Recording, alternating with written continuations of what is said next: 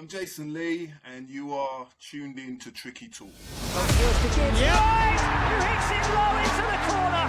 Mass Wood, who gets it back here through Gibbs. Yeah! Towards the back post. Yes! In! Igor Jesus! Back post. Good evening and welcome to a late edition of Tricky Talks. We're filming at 10 o'clock at night. The one night there isn't a World Cup match that can keep us all up past our bedtimes. We've decided to do a podcast and invite back for his second appearance, Aussie Dave, which means we've had to stay up late for the pleasure of your company, Dave. But obviously we did it without hesitation. So welcome back. And thanks and for having me in. I'm doing well. I just think it's so good that you guys finally get to live the Aussie Dave experience of what it's like to watch football matches at 4 a.m. Bloody sucks, doesn't it? Yeah, try doing that for 38 matches in the season, Simon. Yeah, let's see how dedicated you are then, hey? Hey? Yeah, it's well, easy. I'm used to it. I'm used to it, Dave, because I watch the NFL and a lot of those games I watch are in the middle of the night, so I'm used to it. Yeah, the NFL's pretty brutal. But, yeah, goodness me, it's great to see you guys and chat Forest, obviously at a time where we're thinking and our thoughts are with the World Cup. We'll obviously get to that.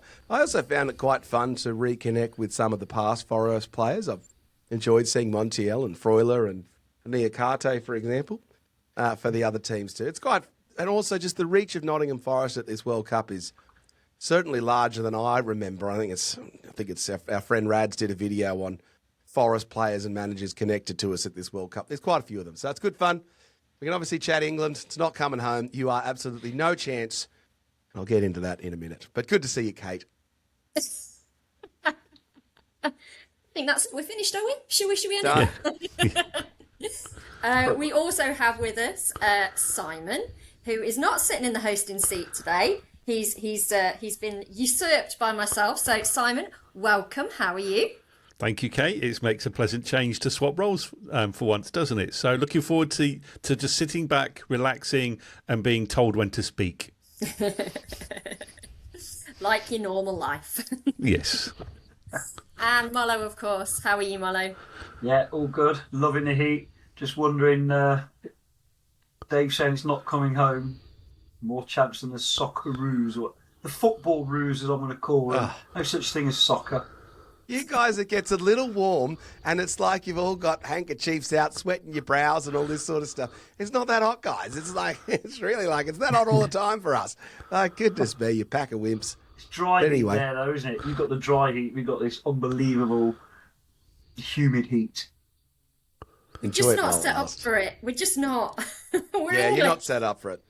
That's true. Sydney's not set up for cold and the UK is not set up for warm.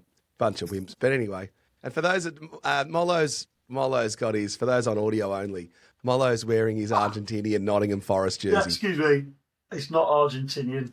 Yeah, but everyone remembers the old, when it came out, like, ooh, that's a bit Argentinian, that Forest jersey. I'm not sure Danilo's going to love that one. So I never even thought of that when I put it on because I just thought the most comfortable thing I could find. It's so hot. While we're on it, let's stick with the World Cup. And let's have a little chat about our Forest friends, our current Forest players, which in itself, could be interpreted whatever way you want, and how we think they've been doing in this World Cup. So we've touched on it a little bit in previous pods, but let's talk in a little bit more detail, particularly about I think Dan and Doy, who is still in and went through last night, didn't he? So we'll start with our special guest, Dave. Tell us from afar what you think of how our lot have been doing and if it gives us any hopes for how they might be when they get back to Nottingham. One sunny day don't make a summer, Kate. And so Dan and Doy jags a goal and does his little like a tiger celebration, and then you're sitting there as a Forest fan and all your random buddies who happen to know that Dan and Doy is now a Forest player, send you a message. Oh, goodness me, he looks good, doesn't he? Where's he been in your team? Geez, he's going to be good for you next season. And you sit there thinking, mate, you don't watch any Nottingham Forest matches, do you? That's literally one of my best mates who watches an astounding amount of football. said to me last season, it's like, oh, you've got to pick up Dan and Doy in the fantasy. He's such a beast. He's such a good player. And I said, when he plays for Switzerland, for some reason, he just like grows an extra leg or something. I don't know. So jagged 1 goal. I think he's looked pretty good. Of the Forest players, maybe he's looked the strongest. I actually think, having watched New Zealand quite closely, Chris Wood's done the best of the Forest players. But yeah, it's nice to see. I don't know. It's nice to see a Forest player still in it, Dan and Doy. Maybe that can give him some form coming in. We've got the new manager. It'll change things up slightly. He'll get more game time. I think it's good to see. I don't think there's much better that he could be doing. So we'll see how they go. Come on, the Swiss. And what about you, Simon? Have you seen anything in any of our players out there in this tournament that's made you think, okay, we can use this, we can utilise this, we've not seen this before? Anything at all that makes you think, can't wait for them to get back on the pitch at the City Ground? I've seen nothing, to be honest, Kate. I mean, the only player that's really performed is Elliot Anderson. And, of course, we know he's being sold. So that doesn't bring us any hope for the new season. But I think it's been... Well, to be honest with you, I think Sangare has probably impressed more with... I know the Ivory Coast haven't progressed in the tournament like they would have hoped, but he did all right for Ivory Coast considering the level that they're playing at as a team. I don't think there's anybody else who's really stood out. Even Dan and Doy, who's now the only remaining Forest player left in the tournament as we speak today. He scored 1 goal, which was in the middle of the night, so we didn't actually see it at all, unless you caught the highlights. He's been taken off in quite a few games. Live. Yeah. He's been taken off in quite a few games as well, and I don't think it's totally unexpected that he has made the furthest progress, given the fact that it's Switzerland have always kind of had a good opportunity to progress anyway, because they're a decent side. But yeah, overall, I think largely disappointing. Tyler Binden was was substitute for most of their games. Chris Wood didn't score, although he did have the one game where he assisted twice, which were really, really good. So Thought he looked good, Simon. I thought he did but he didn't score, Dave, and he's a striker. So that's how strikers are measured, I think, isn't it, by New goals? Zealand, mate, in a World Cup. They're not expected to score at all. There's my... Sorry, Kate, if it's not what you wanted to hear, but that was just my exactly what I honest thought you were going to say, to be quite honest. I think we've all felt it. Mollo, just to stretch that question out a little bit more, often you find in a World Cup year that somebody really sets the tournament alight and then everybody wants them, and then they actually get to the domestic leagues and that they're not that World Cup star. I don't really feel that's happened in this World Cup that I've become aware of. Is there anyone you've seen that you've thought, wow, this is going to be their breakout competition? Maybe we'd like to see them come into the Premier League wearing a Forest shirt? Well, there's one, but I don't think Apart he'll from be the coming whole to Forest. Argentina side, obviously. The Cape Verde goalkeeper. Surely. We've got our Argentinian. We'll make do with the one we've got. I love him to bits, but unless he plays for Argentina. One or two, but it's been hard because of the new format of the World Cup. You've had a lot of almost FA Cup style games with David and Goliath. So you've had teams that have defended for their lives against teams that are trying to break them down. We've seen that with England. I think going back to the Forest players, I think it's almost all of the Forest players have been a microcosm of what happened last season as Forest players. Chris Wood didn't score many. I know it wasn't his fault last season. Didn't look fit last season, obviously. He wasn't fit. The players you've already mentioned. Dan Ndoye has been a little bit of a pest and also very lightweight and also no end product. So most of the time, so it's been very similar. The only one that hasn't is Elliot Anderson, because Tuchel's put the brakes on him. Obviously, he's only playing 50% of his actual game. He's doing all the defensive stuff, passing backwards and sideways. He's not doing the driving stuff. But the lad a couple of people that stood out for me. Then they mention with Liverpool, linked with Liverpool or people like that. And it's like, oh, okay. I thought actually, and this is no word of a lie, it's going to sound like I'm digging out somebody. I thought that other Ivory Coast midfielders looked decent that were surrounding Sangare. Sangare was absolutely the Nottingham Forest Sangare, wasn't he? Good in spells on the ball, losing the ball a lot, didn't make a 50-50 obviously. Won some headers, lost some, disappeared a lot when the opposition had the ball, but was neat and tidy on the ball and can play a good forward pass when he wants to. So it sums it up. The name's gone out of my head, but there's a winger that Liverpool are supposed to be very interested in. And I don't really watch much European football apart from Europa League games that we're in. I've never really heard of him, to be honest. And I saw him play, oh, he looks good. And then the commentator said, oh, he's apparently in talk to Liverpool. And thought, is it Diamonde? Diamonde, that's it. I think his preference is to go to PSG, from what I recall. Yeah, well, who wouldn't? Yeah.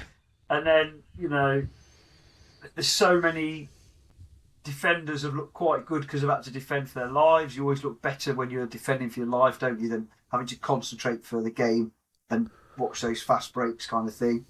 Angus Gunn did very well. Didn't do anything wrong, but then again, he was playing for Scotland, a bit like Chris Wood having to play for New Zealand. So, no. And the other thing I thought, so many of the lower ranked teams' goalkeepers have had really good tournaments, but they're not that good over a season, So it's one of them, isn't it? The established players, though, to be fair, have really shone. So that's where I'd leave it, I'd say. Fair enough. And I guess that kind of leads us into talking about Elliot Anderson, which I know we've done a little bit already, but we haven't done with Dave. So I want to get your take on it, Dave, in terms of, I realise that the I's haven't been dotted quite yet, but we know he's going. We know where he's going, and we know how much he's going for. So how are you viewing that? Is there any part of this that's positive? How could we make it positive? And, is there anybody that's already in our squad that could potentially fill those boots, or are we really looking at bringing in one or two players to do that job? Two-part question there. Let's answer the first part is what's the good part of the story? Nottingham Forest have been successful recently signing players where we present ourselves as the land of opportunity. You come to us, you can resurrect your career, or you can establish yourself, or something good can happen to you. And so we've seen it with Anthony Elanga. We've seen it with Brandon Johnson, established himself, went on to greater Premier League clubs, or you can argue they're greater, bigger, whatever, bigger money, sure. Elliot Anderson came to us as a fringe player from Newcastle and played for us for a couple of seasons, got us into the Europa League, got us into semi-finals of a few comps, made the England team. He's the key player for them. He's now arguably the most expensive England player ever. If that's not a success story and a reason for a player to come to Nottingham Forest, there isn't one. So what we want to do is we want to be presenting, like that Tottenham kid who's now out of favour, the midfielder. We want to present Nottingham Forest as a place to come where good things happen to you if you come and play for Nottingham Forest. And Elliot Anderson is the captain and the hallmark edition of that story. Even Morgan Gibbs-White, good things happened to him. Nico Williams was out of favour. Murillo was nobody. Felipe's career was done. Navas got to play in the Premier League for a season, which was something special for him. There's a whole bunch of these stories. Sure, there's some absolute disasters in there, and sometimes we like to focus on those disasters more than others. But Hudson-Odoi is another, is a success story. But look at it this way. Anderson literally turns up. He's gone through. We will forever be in that guy's heart. He should not be booed by the Forest fans. And he has single-handedly going to pay for that new stadium or for that new grandstand. So thanks. There's nothing bad about that whole experience at all. And he goes with my blessing. And good luck to you, mate. You came in, you did some good stuff. We'd love to have you back for 50 million quid in 2 seasons' time. We'd absolutely love to do that deal. That'd be absolutely great. I'd love to get Elanga back. So I don't think there's any negative from it. I don't think there should be any ill will towards him. Good luck to you. Goodness me, if Mollo was offered 17 times what he's been offered to go on the Tricky Talks podcast, I'm sure he'd go to Forest Fan TV as well. So even though he may not like it that much. So I think that's quite a good story. In terms of replacing him as a player, look, Forest are going to have to bolster the squads. I'm looking at it and how am I feeling about the squad? So at the start of last season, we thought we had a Europa League ready squad. We're a little down on numbers and we didn't really manage the homegrown players and the home squad players as well as we could have. So we need to replace him with a couple of players and then hope that one of them hits. So we'll take a couple of swings, a couple of younger kids, a couple of Hudson-Odoi style ones, and if we can do it again, And the other benefit we've got is that Glasner will have obviously been privy to a whole bunch of recruitment thinking from another club that's probably proven to be a better recruiter than us. So maybe he'll have a few players on his list that might actually be better than the ones that poor old Pereira was looking at. So I don't think we've got a player in our squad currently that can replace him. If you're to run with Dominguez and Sangare, that's okay, I guess. I'd be more confident if Ivory Coast was in the quarterfinals and Sangare was the story of the World Cup, running with that as an answer. I don't think Dominguez is a start every week Premier League player for us. He just hasn't proven that, and I just can't see, after the number of seasons we've had with Dominguez, him just suddenly getting, 1 out of 10 better each week. So I think we've got to get someone in, and I don't know who that is. What about you, Mollo? Because we did have a little bit of a talk along these lines when Simon and I went on Talking Reds. It'd be really interesting to get your take on that. Is there anybody you think that is likely to step up this season and fill those boots? Or are you the same as Dave? Do you think we've absolutely got to reach out and sign someone as a sort of a direct replacement for him? I think the only place I differ from Dave is I think one of the current players, whoever that might be, could step in to be a starter every week alongside a new player. Meaning, if, like Bergvall you spoke about, I know he's a specific name and Tottenham say they don't want to sell him. Dave's hit the nail on the head. Bergvall. If Bergvall's signed for Forest, with all the things Dave's just said about come to Forest, look what happened to Elliot Anderson, and even he's not necessarily on his level, but he's a very talented young man, and he's only 20, which is staggering. But somebody needs to come in. That I think I said it before. I think I said, and I know what Dave's answer to this will be. This would put him off Curtis Jones. When we played Liverpool, I love it if Curtis Jones is playing because I know it's a one-off game, so to speak. Every time he plays, Ryan Yates absolutely destroys him and owns him, like in every way. Do you know? And I'm not just saying that because I like Ryan Yates, and I'm not saying Ryan Yates should be replacing Anderson. That's not what my point is. But if he's so good, how is he consistently outplayed by him? At least McAllister came to the City ground and turned it around when he got owned by our midfield previously. So I don't see Curtis Jones as the answer because it doesn't quite fit the model because he's going to be 26 next season as well. So if we pay 40 million for him and get a 4-year contract, what's he going to be worth in 2 years, 3 years? He's not likely to turn into a world beater as the way Anderson has. I'd much prefer the go for the, well, Bergvall's particularly young, but I'd much prefer to go for those younger players with something to prove. What's Jones got to prove, for instance? He's a regular starter whenever Liverpool get an injury. He's kind of a bit of a utility man. Goes in at right back, sometimes in centre midfield and attacking midfield. If he plays wherever. And we all know what a utility player is, don't we, in football? A utility player is a guy who's not good enough to nail down a spot. And I don't mean that disrespectfully. We've had some fantastic utility players, I think to Gary Mills or someone like that. But if you're not good enough to nail down a starting lineup in a position week in, week out, it's not like Anderson could play any position, but he was our starter centre midfielder, whatever, even though he could have played elsewhere. So for me, we've got to sign somebody that does the job really well. And then I actually think any of the other people could play alongside them, whether that be Sangare, Yates. I think Dominguez is a quality player, by the way. I don't think he's the right kind of player to dominate in midfield. But I rate Dominguez really highly, but he needs the right partner alongside him, and that partner obviously was Anderson when he was playing last season.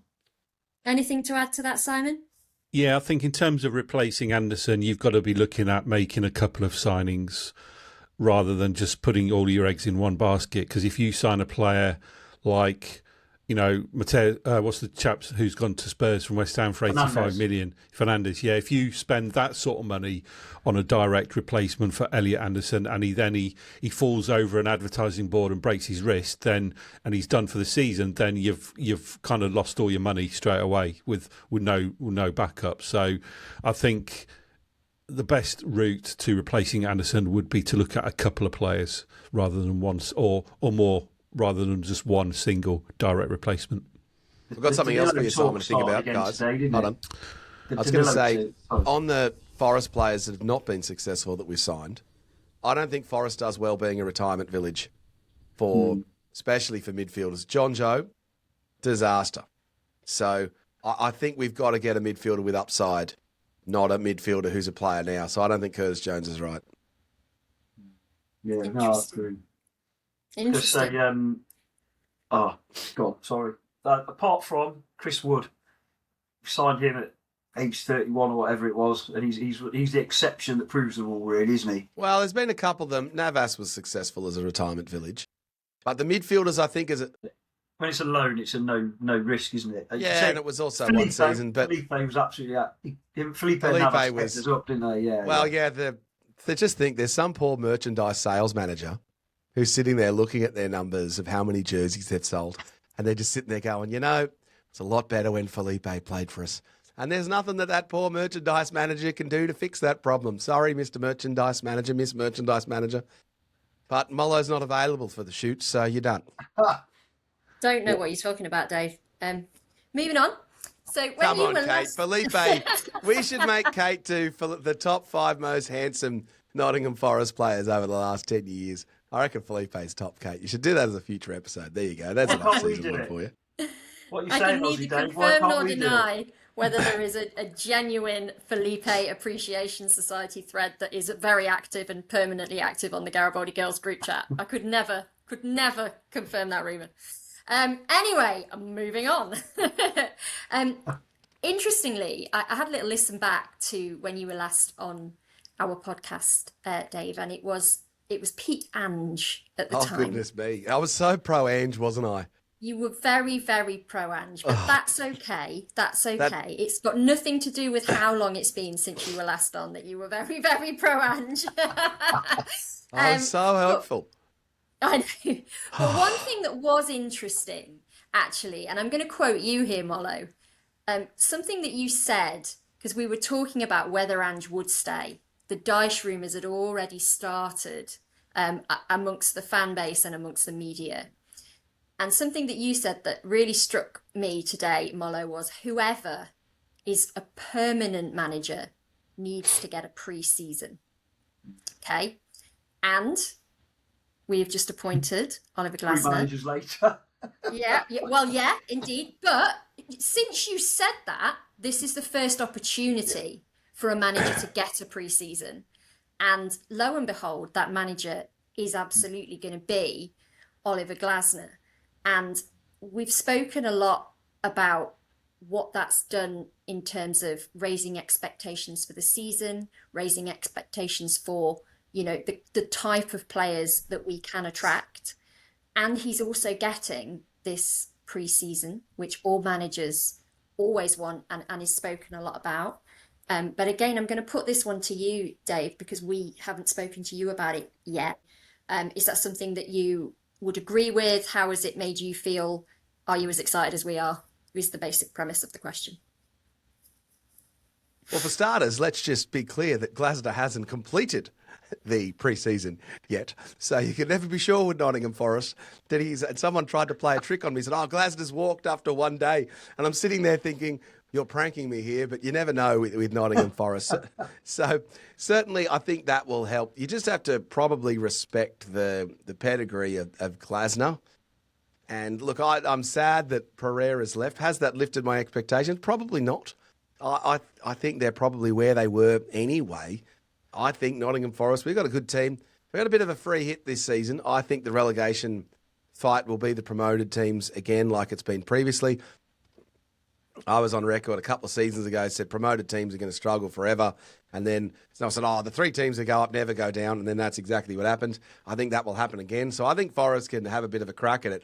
And we've seen teams like Nottingham Forest struggle in the Europa and the Europe matches because it just changed the dynamic of your squad. And so the teams like Bournemouth and these other ones that have got Europe now, it is going to be much harder for them. And we saw it with Manchester United last season. They got knocked out of the Cups early. They had bugger all matches compared to everyone else, and they put a league run together and they'd finish 3rd. Forest, we can do 8th. We could even maybe do 6th because we won't be focusing on anything else. We don't have any other distractions. We can play our top guys every single time. I think we're in for a good season, Kate. I'm very buoyant about Forest. The signings will be important. We just got to get those right.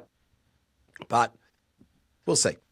I'm confident. We got another season at Chris Wood. He looked great at the World Cup, despite you guys just didn't see enough Chris Wood, to be honest. So I'm feeling pretty good about it. Let's see, Elliot Anderson, can we fill that hole? That's really the big question around Forest, though, isn't it? Okay, so one thing that's been touted a lot since we signed Glasner is the idea of some silverware. Okay, and I know that you told us last time and even mentioned before we started recording that the last Forest game, was it the last Forest game that you made it to was the semi-final? It was. So that was the last one. I moved heaven and earth to get to that game. So I talk about it on all the pods. I have a very high winning record for watching Nottingham Forest. I'm 10 from 12, having only seen them lose versus Man City and against Chelsea 3-2 when we're in that relegation dogfight. And I thought I had to, with great power comes great responsibility. So, and Mollo and I talked about it. I'll see you in Istanbul, baby. And I was looking forward to the man hugs. And I remember I turned up in Man City and Mollo says to me, he's like, oh, how you feeling? It's like, Aussie Dave, I'm feeling more confident that you're here now. This is the gauge on it. I am prepping for a trip to the UK sometime next year so that I can go to a Forest match at Wembley. So I think it's on the board. Why can't it be? Why can't Forest, especially if we're sitting mid-table, why can't we put together a cup run? Why not us, Kate? Why not? Absolutely. I was going to say, what would the pull be? What would be the minimum that would get you on that plane? Would it be a quarter-final, a semi-final, and does it have to be a final? Has to be a final now. So I'd say this to everyone all the time. It's like, I put a lot of money into Nottingham when I turn up for an away match or for a home match. I could tell you, like it's like if Nottingham City Council, the whatever the councillor boss is, would say, oh, do I want Mollo to go to a match at the City Ground or do I want Aussie Dave? He would definitely answer Aussie Dave every single time. Got to go to that damn Italian restaurant that all the players like, stay at one of those nice hotels, put some money into a gym, walk around, buy about 5 of those lamb bloody roll things that they sell at the clough shop, put $500 into the damn club shop. Yeah, so it's an expensive trip for David Boulderman coming across to the UK to watch a Forest match. So no, I'm definitely in for one. I think it's on the board. I think it's certainly on the board. We've got a deep squad. We're not going to sell a bunch. We'll sell a couple. So yeah, I think we could do it. Glasner also got the strategy for it. Proven with Palace. Two pieces of silverware in, well, actually 3 in the past 24 months. So we can do it. Fantastic. Living your optimism. So Mollo, if we make it to the final, are the drinks on you for Aussie Dave? Absolutely, oh, yeah. But it's not in Wembley Stadium though at 12 quid a pint. But good man. Oh, and you can't even drink in the stadium. So I turn up to Wembley Stadium, right? And I'm going through it, and I get myself a beer at one of the spots. And then I'm like, oh, my ticket's around the other side. So then I start walking around like, oh, you can't go through here with the beer. So I'm like, damn it. So I've got to drink the thing. So then I walk to the next section, get another drink. And so I'm like, okay, cool, now I'll walk to the thing. Can't drink there either. So then walk to the next section, got to do the same thing. Then walk to the next section, got to do the same thing. Then I go to my seat, and blimey, I'd forgotten that you guys aren't allowed to bloody drink beers whilst you're watching the matches. So I was freaking hammered. To be fair, Dave, that sounds like the best drinking game ever. Oh, goodness. Drink your way around Wembley. Oh, yeah.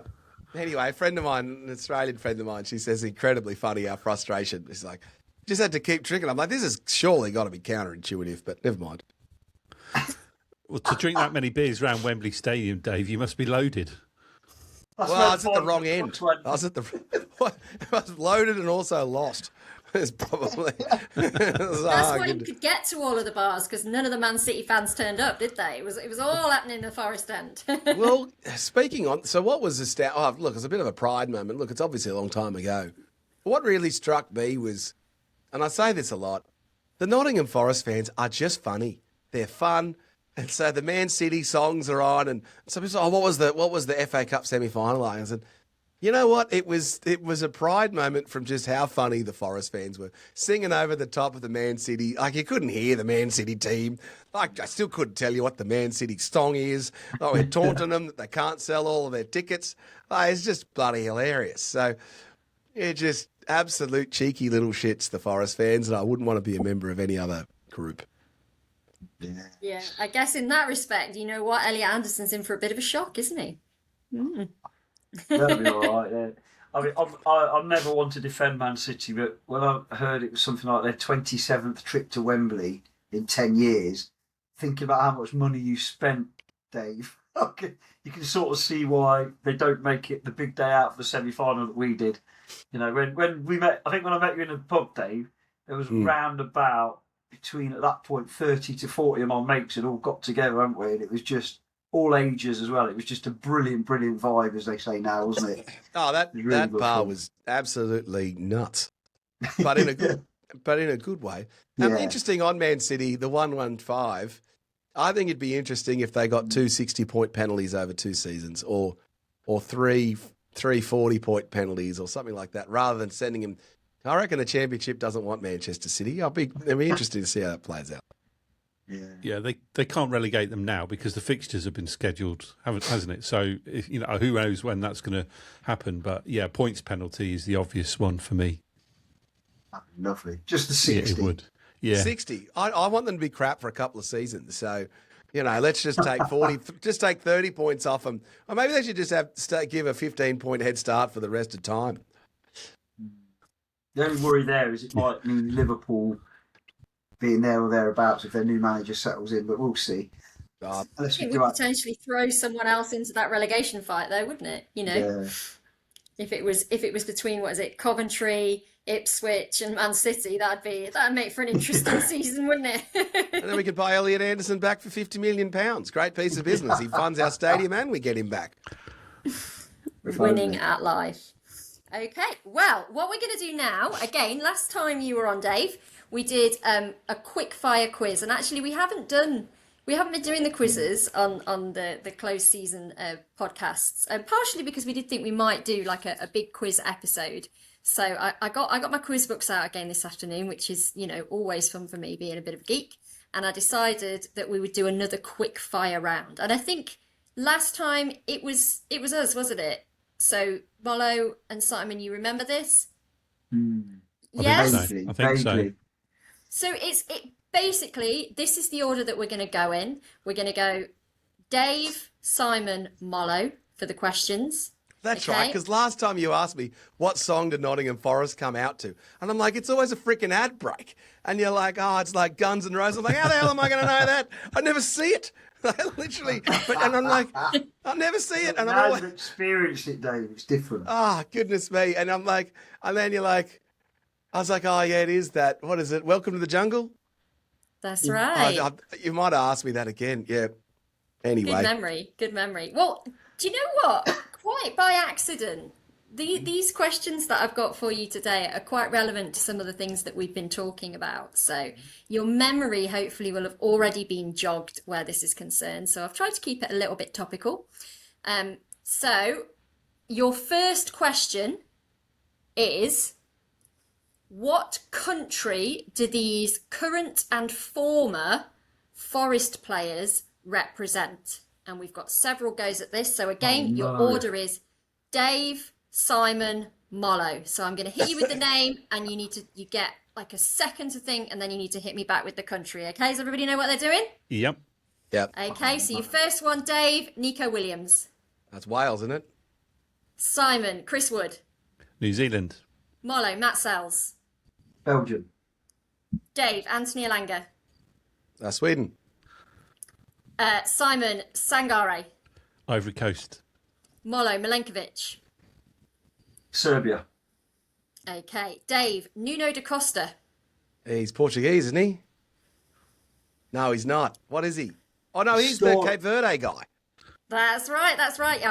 You got there. Simon, Taiwo Awoniyi. Nigeria. Mollo, Gonzalo Montiel. Oh, come on. Argentina. Sorry. Okay, that was that for those questions. Yeah, you got me with Nuno. I was too busy going, oh, yeah, Nuno, Portuguese. I'm like, oh, no, I said it too quick. Here's one for you. Right.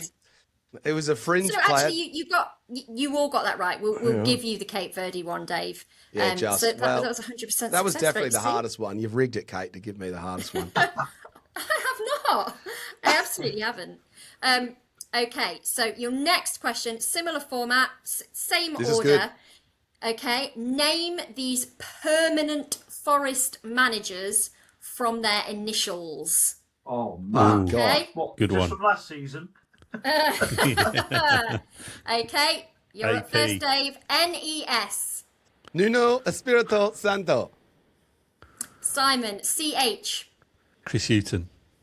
Mollo, DF. Say again? DF. Dougie Friedman. Oh, Dougie Dave. Freeman. Eh? Yeah. Dave, FC. Frank Clark.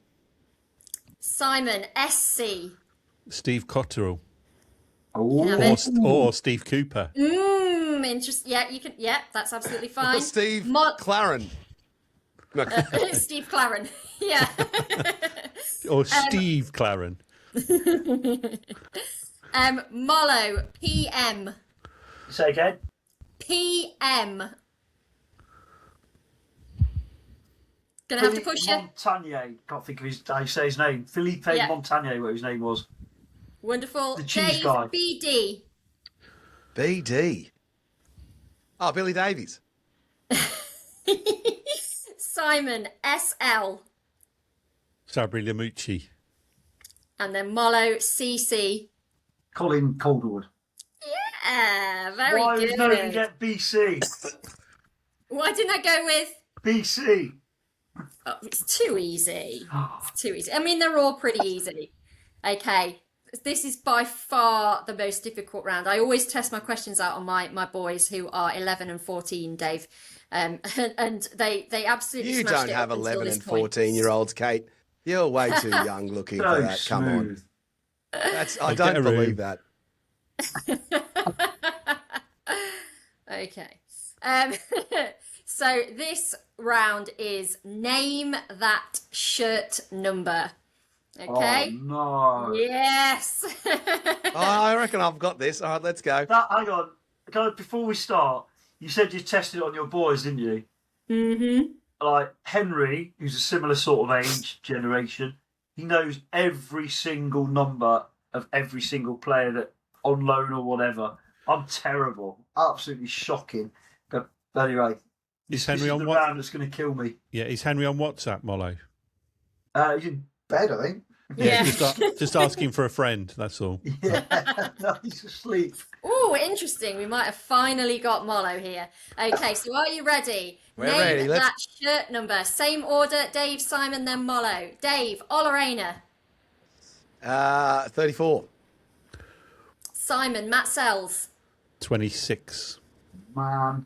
Mollo. Oh, Murillo. it's already done. They're such Say good again? answers, those Murillo. two. 5. What was his Good. old number? I don't know.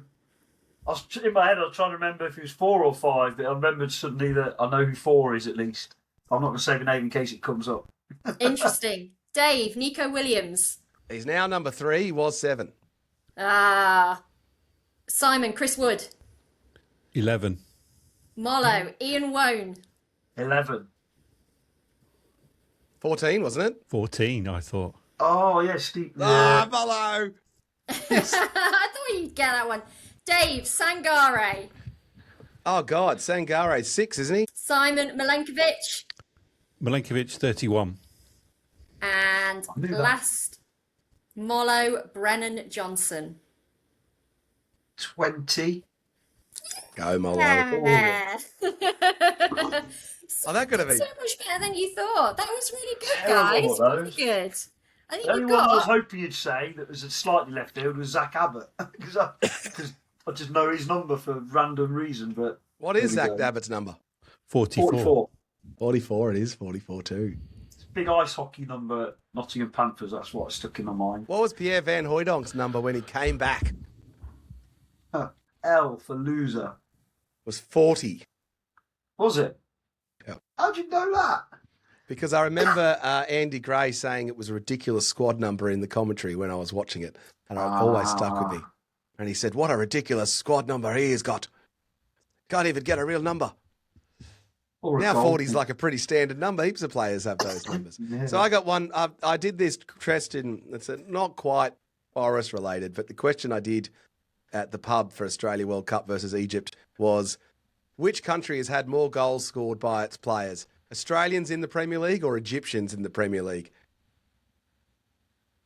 I would say Australians, because Australian. Mark Viduka scored a shed load of goals, didn't he? Harry Kewell as well. And Harry Kewell, yeah. Yeah, so it's 264 to Australia and 257 to Egypt. It's really close. Close, then. Yeah, it's really Really? close. It's a fun They were question. all Mo Salah, I presume. Pretty A lot of them were Mo Salah. Okay, can I just touch on the England team before we move on to anything else? Is that allowed? It is allowed. Please give us your thoughts. Now, is hold it on. coming Can I home, just- Dave? So, for starters, can I just ask, why are you all traitors and support these players that aren't Nottingham Forest players? Like, I'm watching this game of Mexico versus England, and I still hate Harry Kane. Like, why was he going down in the box? Like, Jordan Henderson, what is he doing? Why is he there? John Stones, I'm like, you're not even in your own team. Gahey, whatever your damn name is, like, how can you like these guys? Declan Rice, Jude Bellingham, please. That's How a can you guys really support these players? easy answer. You guys are calling yourselves Nottingham Forest fans and you're cheering It's not on. This about is the name on the blasphemous. back, it's about the badge on the chest, and that goes almost equally for I England. just can't. And then you get so excited about them, and you're like, guys, you're not coming home. Like you could barely beat New Zealand. So anyway, I just think it's funny. You got lucky. God, the Mexicans actually, jokes aside, I thought the English team defended brilliantly against Mexico, and you just saw those shapes and those structures. And I actually sent it to the Division 2 team that I manage. I said, look at the way the English defenders were moving across the line, and so what the Mexicans couldn't do is they couldn't progress the ball into a dangerous enough position to really threaten England. And you knew once they threw Dan Burn on, you're like, oh, goodness me, Dan Burner, like he's completely irrelevant World Cup squad player, except he's there for this moment. And he was very, very good, and you just held him out brilliantly. So, yeah, there was a lot to be learnt for other teams on how to defend. It was like a masterclass, and you just knew an England team should actually be able to defend against a Mexico team that just didn't quite have the quality. One thing I noticed with this World Cup, American sports love a big star in big teams. So you think about it, it's like, it's not about the Chicago Bulls, it's about Jordan. It's not about the Lakers, it's about LeBron. It's not about the Patriots, it's about Tom Brady. And this World Cup is very star-driven. Ronaldo, Messi, Haaland. Haaland is up against your lot. The stars are there. I think he's going to knock out. Do you? Yep, I think he's going to do you. So you asked us last time how many Forest players it would take to be in an opposition side in order for us to support them, right? So how many Forest players would it take to be in the England team before you would cheer on England, Dave? Would it have made a difference if we had Morgan? You know, would you need absolutely even makes more? a difference. If Morgan Gibbs-White's in that... Yeah, I'm also just angry that Morgan Gibbs-White's not in that team. Like, your left winger was bloody hopeless. Anthony Gordon, please. Please. That guy is rubbish. He wouldn't make left back for Derby County. God, come on, please. And so then you're just sitting there going... And what just bugs me is that they haven't watched... I'm ranting. I'm giving you the clips here. They haven't bloody watched... what Morgan Gibbs-White can do, because he can actually play multiple positions. He can play either wings, he can play as your forward 10, and he can actually play as a deeper midfielder. And if it was Championship manager, he would have midfielder, attacking midfielder, right, left, centre. He can play all the damn positions, and he would have been so useful in that team, and it just bugs me. And instead you've got that buffhead who can't even freaking jump over a damn bloody advertising railing. Like, please, guys. Oh, didn't that look graphic? Goodness me, that would have hurt. Oh, goodness me. So anyway, and then the last one I've got for you, I just want to put this out there. I actually like the hydration breaks. I think it's okay. And what I think it's done is, well, don't forget I'm an advertising wanker. So I think it's actually brought in a bit of longevity for the weaker players. So I think, watching the New Zealand match really closely, it did allow Chris Wood to play the whole match. And so I think it's a bit of an equaliser from that perspective. And most sports do have the gap. Like, I'm not sure why you guys are so against it.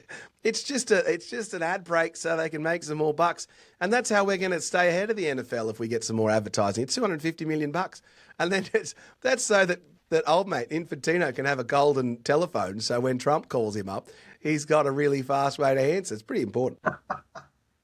Okay, I think I know the answer to this question, but just because Dave has put his case forward for why hydration breaks should be allowed in football, can I ask you, Mollo, has this changed your mind? Do you think hydration breaks should become a permanent fixture in the Premier League next season?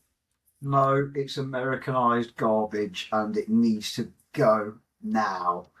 Simon, as somebody that really enjoys Americanised garbage, do you think hydration breaks should become a permanent fixture in the Premier League next season? You know what? I do. You're right. I do love Americanised garbage, and I'm a big fan of the NFL. But in terms of so on that basis, introducing hydration breaks into the Premier League are absolutely the wrong thing to do.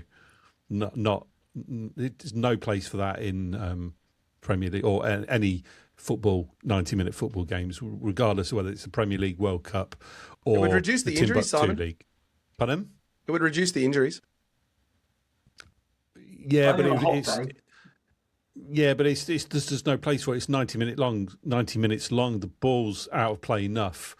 If you take into account every single second that it's out of play, you don't need to increase that further. It just interrupts the flow of the game. I would also like to agree. Football is a game of two halves. It is not a game. 4 quarters. What was the? There was the match. One of the matches recently, they had the hydration break. Can't remember what it was. Which one? It was one of the last couple, and there was a clear turning point where I think it was actually the Americans and the Belgians. Actually, pretty sure it was that one where the Americans really needed the 22-minute hydration break, and it gave them just a bit of a chance to reset. Almost like a timeout. I don't think it's as bad as you guys. Look, I probably would pass on it. I think don't underestimate the value of the advertising revenue and the need to commercialise as much as possible to protect the game against other businesses. I don't think that should be ignored.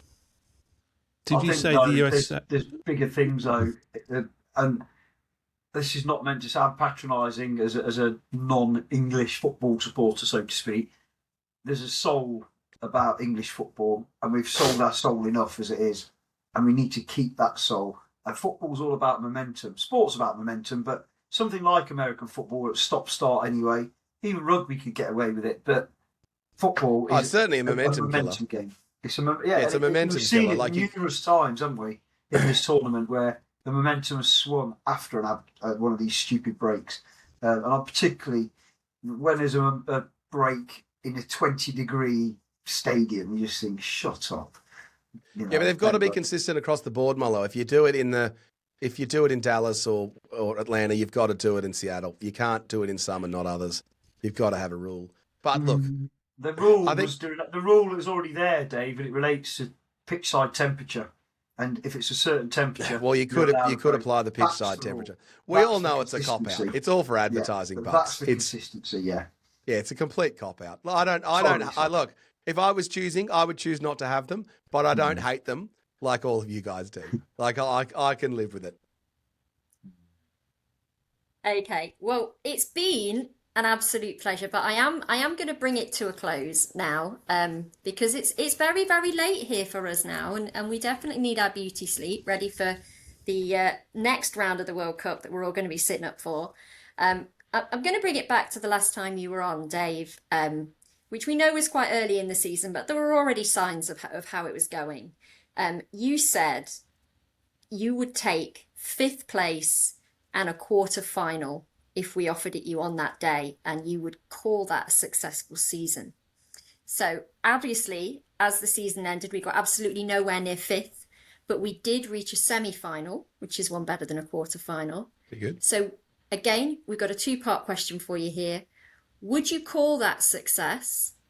And we've touched on it already, but put it into terms what success looks like for you on this upcoming season. So I know you've said we might make 10th, we might make 8th, we might make 6th, we might make a final, but last time you were very clear, 5th place in a quarter final. Hit us with next season and tell me, So last season, look, the difference in the end, survival was success. And actually being a Forest fan and a long time Forest fan, any season in the Premier League, we're in the Premier League next season, is a success. That is just always, like, it's always the fear. I don't care how good you think we're going. We are always worried that we're going to get relegated until it's mathematically impossible. So that's always the first yardstick. In terms of what I would take a final now in the Carabao or the FA Cup, and a mid-table position would be a hell of a lot of fun. So I would take that. I would deem that as successful. We will not get relegated next season. So yeah, a top 10 finish, Kate. That's on the board. I think we can do top 10, one of the cup runs, maybe even win one, and then the sign writer guy has to go to the City Ground and move all those things slightly to the left, because we've got to fit another one of those in and roll it in. It always makes me wonder how they sit there and work that out and how they do the measurements and move everything along. Like, I swear, Forrest, they should do a video on like how they calculate that and work out what the gaps are and how long the words are. So I want to see, what is it, 2027 Carabao Cup or is it Carabao Cup? Is that what they call it? Or would they put League Cup? Yeah. I think they'll probably put League Cup, because just in case the sponsor's name changes in the future, and if that happens, it's out of date. So I reckon they'd put the League Cup. Put the League Cup. How good would that be? Been there That's before. what success looks like. And I'm glad you didn't taunt me too much about my pro Ange ways. I was just so enthusiastic. I just wanted that to work. So I want Glasner to work as well. And then, Taiwo Wanyi's going to have a renaissance with Forest is my call for next season. I reckon his way of playing might be better under Glasner, as long as we don't sell him. That's a great shout. Yeah, that is lovely. Absolutely lovely. Okay, so Mollo, any final thoughts before we sign off for the evening? No, just good luck, England. I think it's going to be a tough game with Norway, because they're a far better side, even if you take Haaland out of the equation, than I realised, to be fair. I didn't realise how the level most of their players were playing at. They're all in the top 4 leagues, aren't they? They're a good team. What brought it home to me was they look a team, but they had an injured right back or a suspension or whatever, and the right back they brought in, I thought, he's useful. Could do a job. Probably not in the Premier League, but yeah. I'm doing the row, Mollo. Yeah, not doing it. Who do you want to win, Dave? I want Norway to win, because you and I are always on the same team, Mollo. So I don't know. I've got so many Nottingham friends. I think you've convinced me. I'd be really sad for you guys if they lost. So come on, England. I'll tell you what. If they win, I'll play It's Coming Home on the piano for you. I'll do that. Yeah.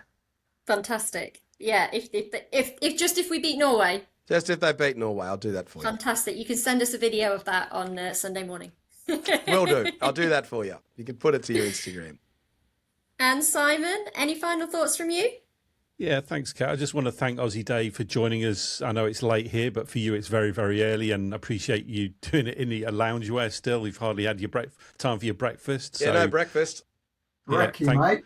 Yeah, thanks for joining us. Pleasure, guys. Again, we'll certainly have you on once more. And Kate, thank you for hosting the podcast tonight. You've done a great job, and this is probably something that we'll look to do regularly throughout the season, with Mollo and Chelsea also taking turns hosting, I think. So, yeah, well, great success. Well done. Yeah, Thank you very much. And it's been an absolute pleasure, gents. We wish Chelsea to feel better very, very soon. She was due to be on, Dave. She isn't deliberately avoiding you. I can promise you that. Oh yeah, that's all right. She's just not very well tonight. So get well soon, Chelsea.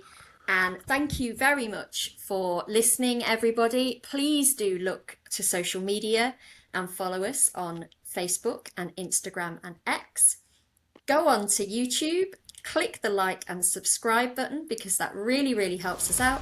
And you can also check out our new website at www.trickytalks.com. Thanks very much, guys. We will see you very soon.